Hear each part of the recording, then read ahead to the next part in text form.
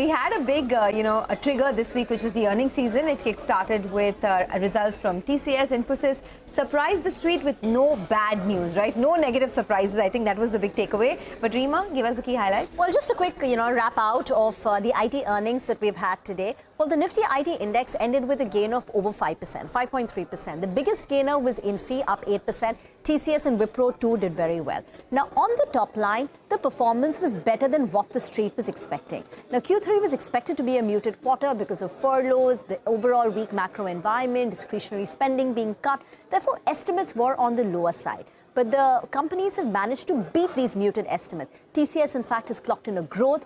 For Infi, the revenue decline is just 1%, while for Wipro, there is a revenue decline and revenues have fallen for the fourth quarter in a row. But the revenue fall of 1.7% is less than what the street was anticipating. So that's on the revenue front. Margin performance too has been a beat, and for all three companies. TCS's margins have expanded for the second consecutive quarter. Infi has gone ahead and maintained its margin guidance for the full year, and Wipro too, despite a negative impact of the wage hike, they've managed to maintain margins on a quarter-on-quarter basis at 16% versus expectations of a bit of a fall. And the good news is, as Nilesh was pointing out, there is a possibility of margin expansion continuing. So IIFL, for instance, is expecting that for Infi, margins will continue to expand in FY25 and FY26 by 50 basis points each. Because now that the supply side situation is easing with attrition coming in at very low levels, at decade low levels, there is scope for margin expansion. But, apart from the EPS impact due to the margin performance, I think what the street is really latching on to is the hope that demand has bottomed out and growth will pick up, particularly for the BFS vertical. BFS stands for Banking Financial Services. 30% of the tech industry, they got hit the hardest, and TCS's management, both Kriti and NGS, said that growth will recover in Q4 compared to Q3. So, I think the street is latching on to that hope that BFS has bottomed out, and that could be a big trigger for the entire industry.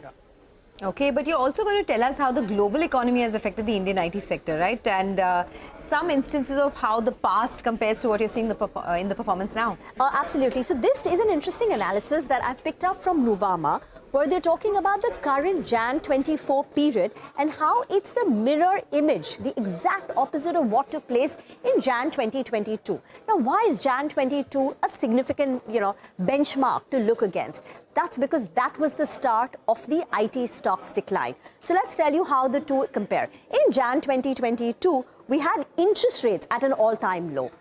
Currently, we have interest rates at an all-time high. Secondly, in Jan 2022, the expectation was that hike will be coming in the next few months. Now we're looking at hikes, a cut in interest rate hikes. The first hike took place in March of 2022, and the first rate cut by the Federal Reserve is expected in March of 2024. Also, the expectation back then in Jan of 2022 is that the weak macro will start hurting growth for the Indian IT companies.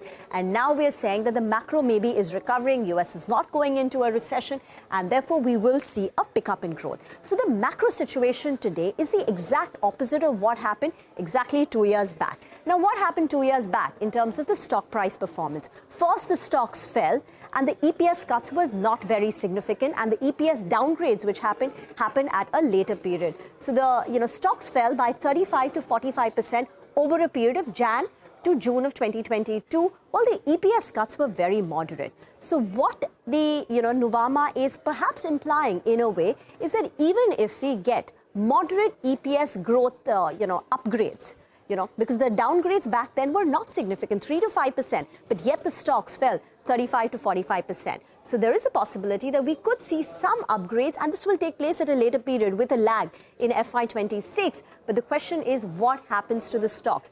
If the entire situation is a mirror image of what happened, can the IT stocks see a big recovery? Nilesh, weigh in on